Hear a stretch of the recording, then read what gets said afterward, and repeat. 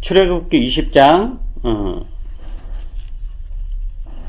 1절입니다. 1절만 1절 2절을 제가 읽도록 하겠습니다.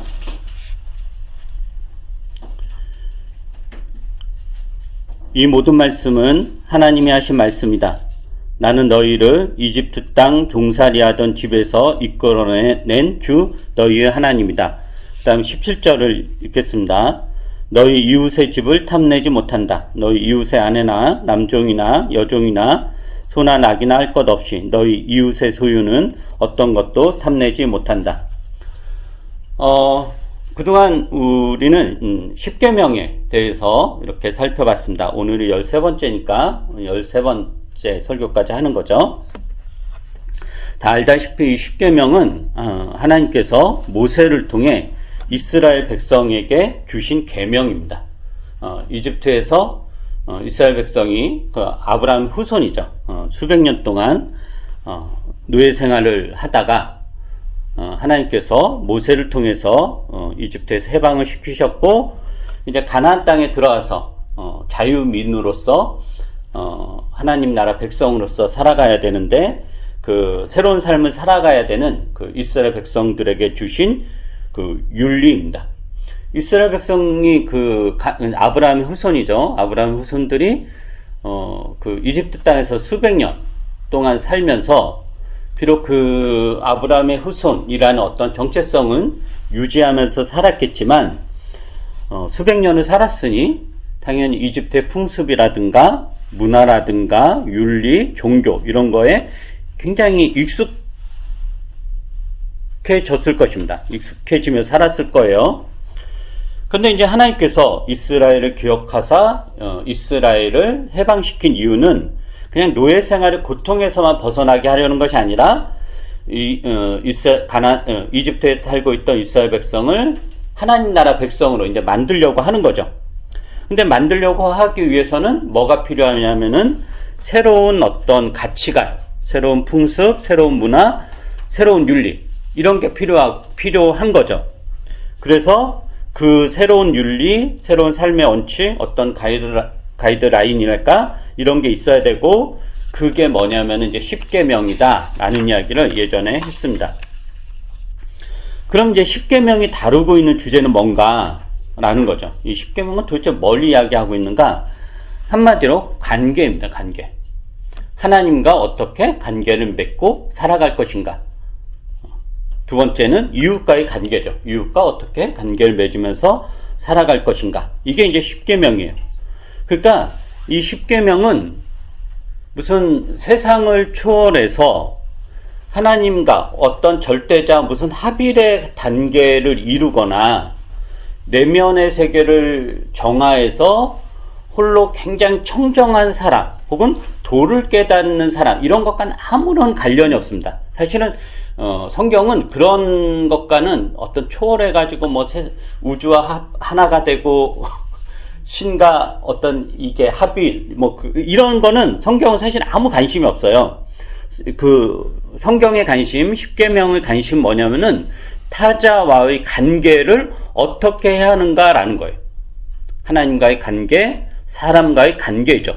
그래서 이제 첫 번째부터 네 번째 계명은 하나님과 어떻게 관계를 맺을 것인가, 그 다음에 이제 다섯 번째부터 열 번째까지는 이제 사람과의 관계죠. 그리고 이게 이제 구약에만 국한된 것이냐? 그렇지 않고 신약에서 예수님께서 이 계명을 아주 간단하게, 단순하게, 선명하게 요약을 했는데 마태복음을 한번 볼까요? 마태복음 22장 34절부터 40절입니다.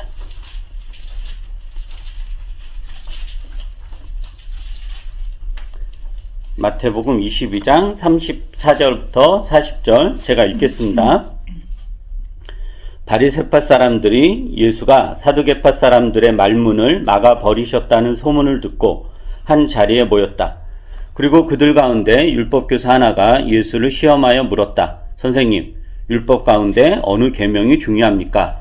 예수께서 그에게 말씀하셨다. 네 마음을 다하고 네 목숨을 다하고 네 뜻을 다하여 주 너희 하나님을 사랑하여라 하였으니 이것이 가장 중요하고 으뜸가는 계명이다. 둘째 계명도 이것과 같은데 내 이웃을 내 몸과 같이 사랑하여라 한 것이다. 이 두 계명에 온 율법과 예언서의 본뜻이 달려있다. 여기서 이야기하는 율법과 예언서는 이제 구약 전체를 이야기하는 거죠. 그리고 십계명은 구약 전체를 정말 압축해서 이제 요약한 거다라고 이렇게 할 수 있어요.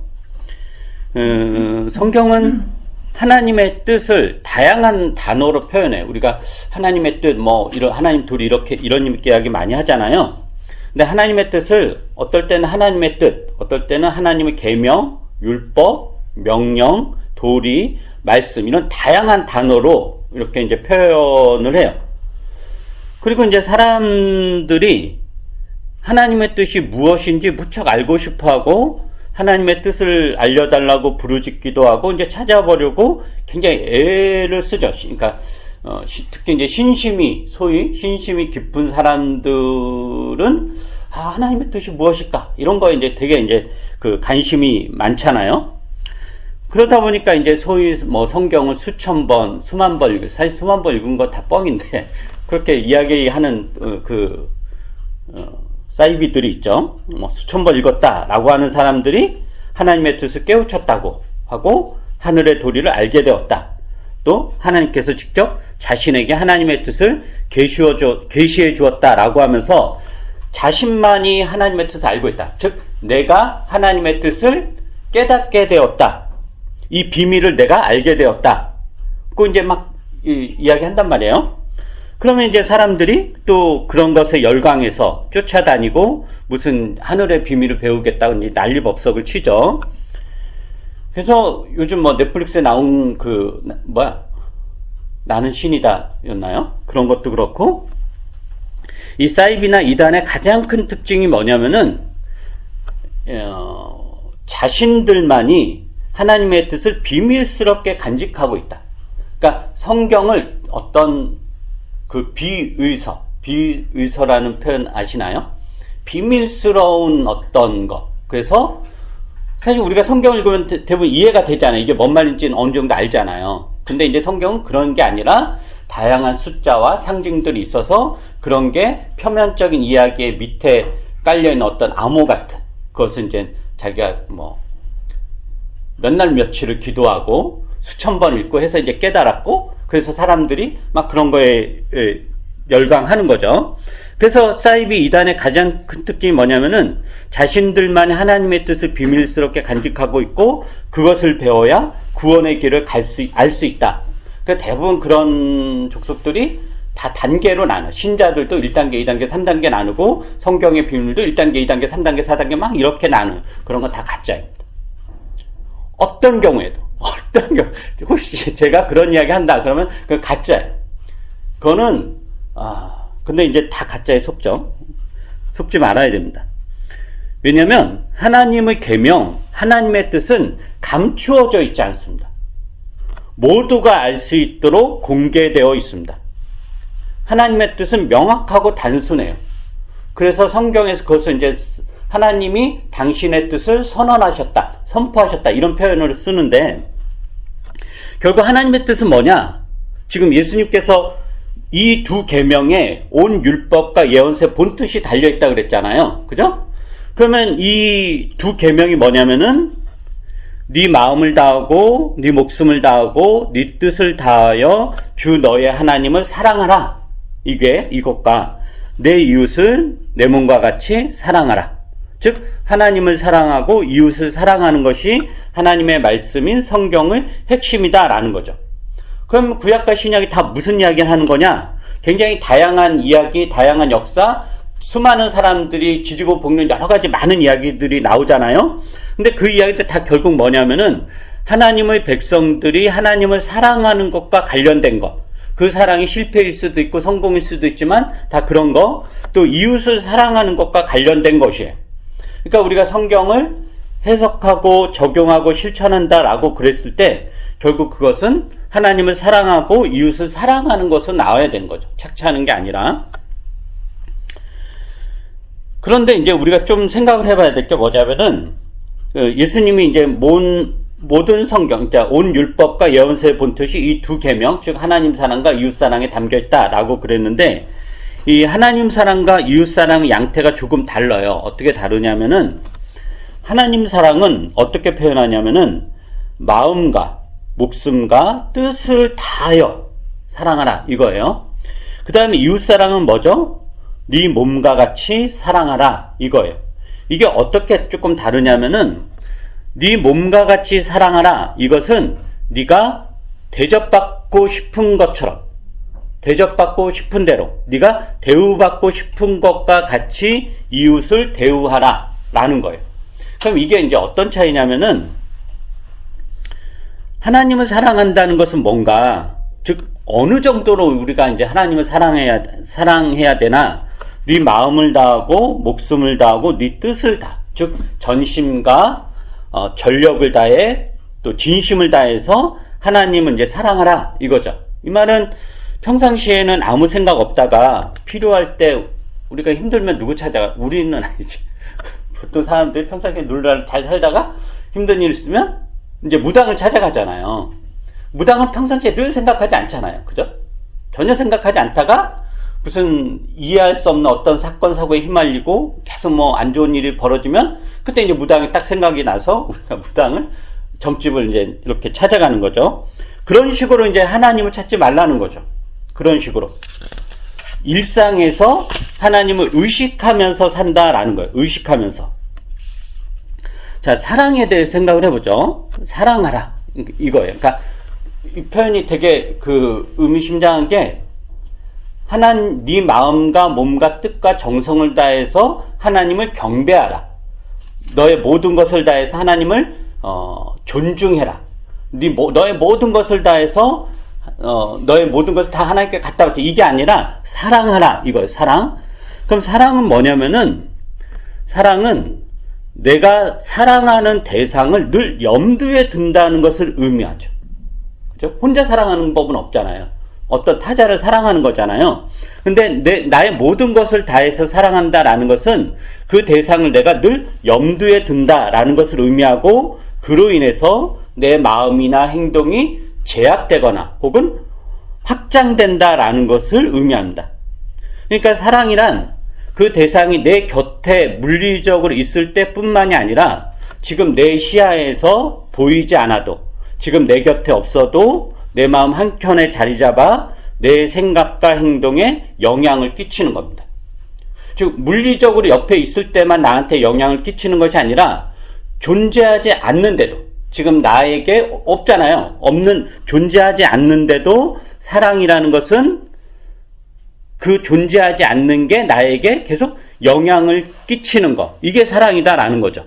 그러니까 하나님을 사랑한다라는 것은 이런 거예요. 하나님이 지금 내 곁에 없고 내가 지각할 수 없다 하더라도, 그의 목소리를 들을 수 없다 하더라도 내 마음 한켠에 자리 잡아 나에게 영향을 끼치는 것, 그리고 그 영향을 받아들이는 것이 하나님을 사랑하는 것입니다. 즉 하나님의 영향을 꾸준히 받아서 하나님을 닮아가는 것, 이게 하나님을 사랑하는 거고, 이것을 예수께서 네 마음과 뜻과 목숨을 다해 사랑하라 이렇게 이제 표현을 한 거죠. 그러면 이제 어떻게 그렇게 하나님을 사랑해야 될까? 이건 늘 이제 뻔한 이야기예요. 주일 모임에 빠지지 말고 열심히 참여해야 되죠. 최소한 일주일에 한 번은 모여서 하나님의 말씀을 듣고 각자 자신이 경험한 하나님 사랑을 나누고, 그로 인해 하나님에 대한 사랑을 더욱더 깊고 넓게 하는 것, 그것을 위해서 최소한 주일에 한 번은 빠지지 말고 나와야 되는 거죠. 성경을 읽고 묵상하면서 하나님의 뜻을 더 깊이 알아가고 하나님에 대한 사랑을 더 깊고 더 넓게 가져가야 되는 것. 근데 이거를 개인적으로 하는 것이 아니라 공동체적으로 해나가는 것, 이게 하나님을 사랑하는 하나의 방법입니다. 그 다음에 이제 이웃사랑인데, 이웃사랑은 뭘까요? 네 몸과 같이 네 이웃을 사랑하여라. 예. 그러니까 아까도 이야기했듯이 네 몸과 같이 사랑하라. 이거는 네가 대접받고 싶은 대로 남을 대접하라 라는 거죠. 이 이웃사랑과 관련된 유명한 비유가 있는데, 착한 사마리아 사람의 비유입니다. 다 아실 텐데 누가복음 한번 볼까요? 누가복음 10장입니다. 이게 아까 그 마태복음 우리가 읽었던 것과 연결되는 거예요. 누가복음 10장 25절부터 37절입니다. 제가 한번 읽어보죠. 어떤 율법교사가 일어나서 예수를 시험하여 말하였다. 선생님, 내가 무엇을 해야 영생을 얻겠습니까? 예수께서 그에게 말씀하셨다. 율법에 무엇이라고 기록하였으며 너는 그것을 어떻게 읽고 있느냐? 그가 대답하였다.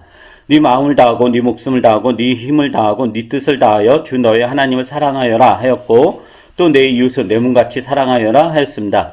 예수께서 그에게 말씀하셨다. 네 대답이 옳다. 그대로 행하여라. 그리하면 살 것이다. 그런데 그 율법교사는 자기를 옳게 보이고 싶어서 예수께 말하였다. 그러면 내 이웃이 누구입니까? 예수께서 대답하셨다. 어떤 사람이 예루살렘에서 여리고로 내려가다가 강도들을 만났다. 강도들이 그 옷을 벗기고 때려서 거의 죽게 된 채로 내버려 두고 갔다. 마침 어떤 제사장이 그 길로 내려가다가 그 사람을 보고 피하여 지나갔다. 이와 같이 레위 사람도 그곳에 이르러 그 사람을 보고 피하여 지나갔다. 그러나 어떤 사마리아 사람은 길을 가다가 그 사람이 있는 곳에 이르러 그를 보고 추근한 마음이 들어서 가까이 가서 그 상처에 올리브 기름과 포도주를 붓고 싸맨 다음에 자기 짐승에 태워서 여관으로 데리고 가서 돌보아 줬다. 다음날 그는 두 데나리온을 꺼내어서 여관 주인에게 주고 말하기를 이 사람을 돌보아 주십시오. 비용이 더 들면 내가 돌아오는 길에 갚겠습니다 하였다. 너는 이 세 사람 가운데서 누가 강도 만난 사람에게 이웃이 되어주었다고 생각하느냐? 그가 대답하였다. 자비를 베푼 사람입니다. 예수께서 그에게 말씀하셨다. 가서 너도 이와 같이 하여라. 이 비유는 워낙 유명한 비유니까 잘 알고 있을 것입니다. 전에도 여러 번 했던, 저도 설교했고, 이 비유의 핵심은 뭐냐면은 이웃은 누가 결정하는가입니다. 이웃은 누가 결정하는가. 자, 율법교사의 질문과 예수님의 답변이 서로 달라요. 율법교사는 질문이 뭐였죠? 그러니까 예수님께서 그 앞에서 하나님의 뜻은 뭐냐? 네 목숨과 뜻과 그러니까 누가복음은 이제 마태복음은 예수님이 말한 걸로 나오는데 누가복음은 율법교사가 이제 예수님 묻고 율법교사 요약을 한 거죠. 그리고 예수님 그것에 대해서 네 말이 옳다라고 한 거예요. 그러니까 내 몸과 같이 내 이웃을 사랑하라. 이게 예수님은 입에서만 나온 말이 아니라 율법교사라는 거는 구약을 굉장히 연구했던 사람이잖아요. 그 율법교사가 또 아는 거죠. 하나님의 뜻이 무엇인지 아는 거예요. 그래서 이제 그 율법교사 이제 잘난 척 하느라고 뭐라고 하냐면은, 맞습니다. 내 이웃은 내 몸같이 사랑하는 이게 하나님의 뜻이고 저도 알고 있고 예수님 당신도 동의하니까 너무 좋습니다. 그럼 이제 제가 제 이웃을 사랑할 텐데 누가 내 이웃입니까? 이렇게 묻는 거예요. 내 이웃이 누구입니까? 이렇게 묻는 거예요. 근데 이 질문의 의미는 뭐냐면은 이웃을 내가 결정한다. 이웃의 범위를 내가 설정한다라는 뜻이에요. 누가 내 이웃입니까? 즉 이웃의 경계를 내가 결정하고 내가 이웃으로 결정한 사람들을 어떻게 한다는 거죠? 내 몸처럼 사랑한다라는 거죠. 그래서 어떤 사람은 사랑해야 될 이유를 혈연 가족으로만 제한하기도 하죠. 내 가족이 제일 중요하죠. 내 가족은 목숨을 다 바쳐 사랑하지만 이 가족을 벗어난 건 다 경쟁자인 거죠. 또 어떤 사람은 종교 공동체 혹은 어떤 사람은 단체 구성원으로 제한하기도 하고 어떤 사람은 친구, 학교 동창, 특정 집단, 취미생활 같이 하는 사람, 자기한테 호의적인 사람 이런 식으로 이웃을 제한을 해요. 그래서 그 이웃을 자기 몸처럼 사랑하는 거죠. 그게 누가 내 이웃입니까? 내 이웃이 누구입니까? 라는 질문에 대한 예수님의 답변이에요. 그러니까 이 율법교사가 예수님에게 누가 내 이웃입니까? 라고 물었을 때 기대했던 답변은 뭐냐면은 그 동족이죠. 이스라엘 동족. 근데 이제 예수님께서 이 질문에 대한 답변을 너의 이웃은 이러이러한 사람이다. 이렇게 이야기하지 않고 뭐라고 하냐면은 비유를 이제 사마리아 사람 비유를 두면서 누가 강도 만난 사람에게 이웃이 되어 주었는가라는 거예요. 그러니까 예수님의 답변은 이웃에 대한 경계를 도와주는 사람이 결정하는 것이 아니라, 즉 내가 결정을 하는 것이 아니라 도움을 필요로 하는 사람, 도움을 요청하는 사람이 결정한다라는 거죠. 이웃을. 이게 내 이웃은 내 몸처럼 사랑한다라는 거예요. 예를 들면 이런 거예요. 그 전국 장애인 연합회인가요? 네, 전장현, 지하철. 그 이제 지하철에 이제 이렇게 그 휠체어를 타고 이렇게 이제 출퇴근 시간에 하면서 이제 그 속도를 늦추게 하는 그런 시위를 이제 하죠. 그걸 한번 생각해 보면, 근데 이제 그것에 대해서 일부 사람들이, 또 많은 사람들이 어떤 식으로 비난하냐면은 선량한 시민들, 그 이제 지하철 타고 다니는 사람들은 이게 자동차를 몰 수 없어. 꼭 그런 건 아니지만 얼마나 그 지옥철이라고도 불리잖아요. 힘겹게 살아가는 그런 얼굴쟁이들인데 그 시민들의 출근길을 볼모로 잡고 시위한다라고 이제 불편해하고 하면서 전장현을 비난을 하죠. 그리고 또 그런 시위가 오히려 장애인에 대한 혐오와 편견을 더 가중시켜서 결국 이제 장애인에게 도움이 되지 않는다라고 이제 비난을 해요. 뭐 그것에 대해서 다 판단은 뭐 다를 수 있을 것 같은데, 근데 여기에서 이 착한 사마리아인의 비유를 적용하면 율법교사의 누가 내 이웃입니까? 라는 질문은 너희들이 이렇게 지하철 운행을 방해하면서 시위를 하면 누가 너희들의 이웃이 되겠는가? 아무도 너희들의 이웃이 되어줄 수 없다. 내가 너희들의 이웃이 되고 싶어도 이렇게 하면 나는 이웃이 될 수 없다. 이렇게 연결이 되는 거예요. 이 율법교사 질문엔. 반면에 예수님의 누가 이 사람의 이웃이 되어주었는가? 라는 질문은 누가 전장현에게 이웃이 되어주었는가? 라는 질문이 연결이 되는 거죠. 그러니까 전장현의 입장에서 전장현의 이웃이 되어주었는가? 라는 질문이 이웃사랑에 대한 예수님의 답변인 것입니다. 이런 맥락에서 이웃사랑은 우월감에서 나오는 것이 아닙니다. 예를 들면 휠체어를 탄 장애인이 있다고 쳐봐요. 내가 보기에 이렇게 휠체어 언덕을 올라가는데 너무 힘이 들어 보여요. 그죠? 그래서 이제 도와준다고, 착한 마음이죠. 굉장히 착한 마음이에요. 그렇게 도와준다고 달려가서 휠체어를 밀어드려요. 내가. 이런 행동 어떤가요? 이게 우월감이에요. 나는 당신을 도와줄 수 있는 힘이 있고 권리가 있으며 당신보다 더 능력이 많다. 그래서 힘들어하는 당신을 나는 도와줄 수 있다 이거죠. 즉 나는 당신의 이웃이 되어줄 수 있다. 당신의 이웃이 되어주겠다. 근데 이 맥락에서 뭐가 사라지냐면은 장애인의 주체성이 사라지는 거죠. 도움을 요청하지도 않았는데 도움을 주겠다고 나서는 것 자체가 우월감 발로인 거예요. 그래서 여러분 다 알다시피 장애우라는 표현을 안 쓰게 된 게 그런 이유인 거죠. 그래서 예수님의 질문으로 이 경우를 적용하면 지금 힘들어 보이는데 제가 휠체어를 밀어드려도 될까요? 라고 물어야 됩니다. 그래서 이웃이 되는 결정은 내가 하는 것이 아니라 휠체어를 탄 장애인이 할 수 있도록 하는 거죠. 당신이 나의 이웃이 되어 나를 도와주세요 라고 초청을 해야 그 초청에 응답하는 게 주님이 가르친 이웃사랑입니다. 예를 들면, 성소수자를 혐오하고 비난하는, 이제 여름이 되고, 이제 또 그 시절이 돌아오는데, 일부 기독교인, 그러니까 성소수자를 혐오하는 기독교인들의 논리가 뭐냐면은, 사랑하기 때문이죠. 정말, 제가 보기엔 진심은 있을 것 같아요. 아주 일부 빼놓고 정말 진정성을 가지고 진심을 다해서 성소수자를 사랑하기 때문에 성소수자를 반대는 할 것 같아요. 진짜 진심으로. 그래서 그들이 이제 사랑하기 때문에 반대하는 거고 사랑하기 때문에 막는 거다라고 그래요. 근데 이거야말로 이제 우월감에서 나오는 이웃사랑이죠. 이것을 예수님의 질문으로 적용하면 나는 당신을 돕고 싶다. 당신의 편이 되어주고 싶다. 근데 내가 어떻게 도울 수 있을까? 라고 질문을 하는 것이 이웃이 되어주는 거예요. 그러니까 내가 누군가 이웃이 된다는 것은 나의 지식과 힘과 재능과 능력과 지혜와 실력, 재물 등을 가지고 이웃에게 강요하는 것이 아닙니다. 묻는 거죠. 나는 당신의 이웃이 되고 싶다. 나를 당신의 이웃으로 받아주시겠는가? 당신이 이웃이 되기 위해서 내가 어떻게 해야 되는가? 당신에게 힘이 되고 싶고 도와주고 싶은데 어떻게 해야 될까라고 묻는 게 이웃사랑입니다. 내 것을 강요하는 것이 아니라 상대방의 이야기를 충분히 들어주고 그 짐을 같이 들어주는 것, 이게 이웃이 되어주는 것입니다. 이것을 확대하면 모든 관계, 사실은 여기서 이야기하는 이웃은 나를 제외한 모든 사람이죠. 가족이든지 뭐 어떤 사람이든지 간에.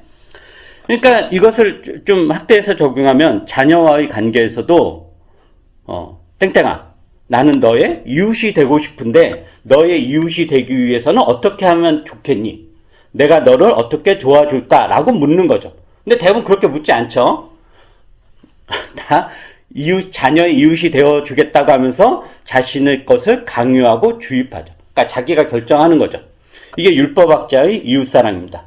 즉 네가 이거 고치지 않으면, 이게 바뀌지 않으면 나의 이웃이 될 수 없어. 이게 이제 율법학자의 이웃 개념인 거죠.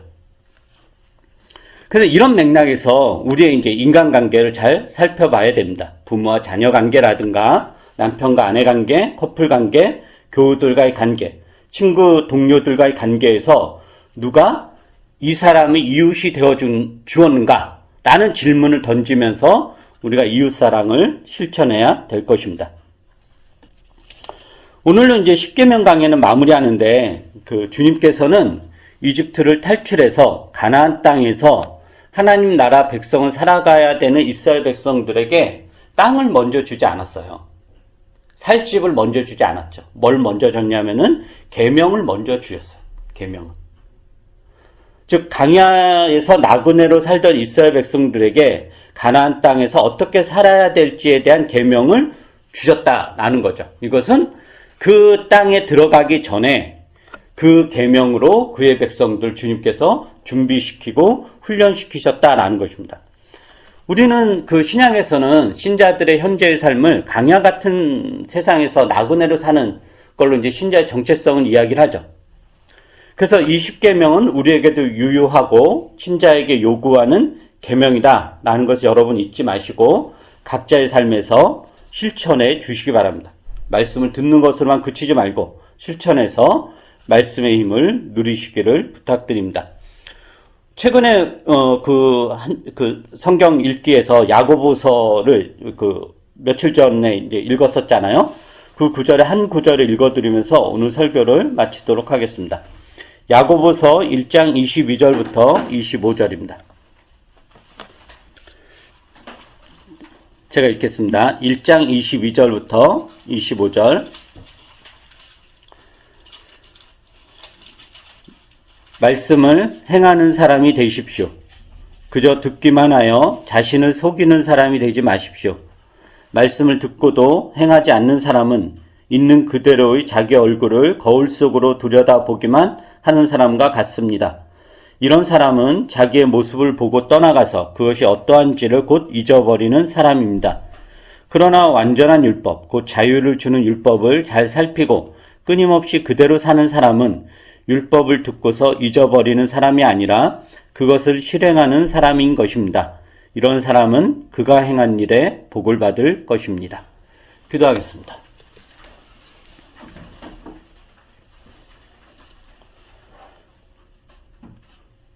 주님께서는 우리들을 이 땅에 고아처럼 버려두지 않으셨습니다. 고아처럼 버려두지 않으셨다는 것은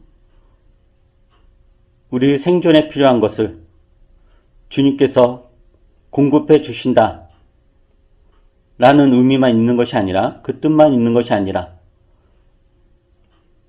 우리를 가르치시고 우리를 훈계하시고 우리를 하나님의 백성으로 만들어가는 일에 책임을 다하여 열과 성의를 다해서 우리를 이끌어간다라는 것임을 우리가 다시 한번 확인합니다.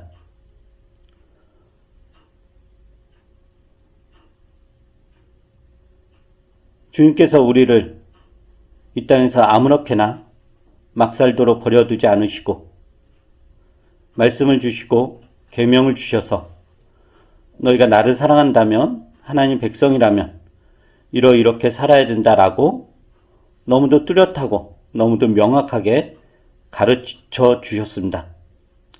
우리는 하나님의 뜻을 모르기 때문에 실천하지 않는다라고 하지만 사실은 하나님의 뜻은 너무도 세상에 확연히 드러났고 그 누구도 알 수 있는 보편타당한 그런 진리입니다. 단지 우리가 실천을 하지 않아서 그 말씀이 주는 힘을 누리지 못할 뿐이지 그 말씀은 여전히 우리 곁에 있습니다.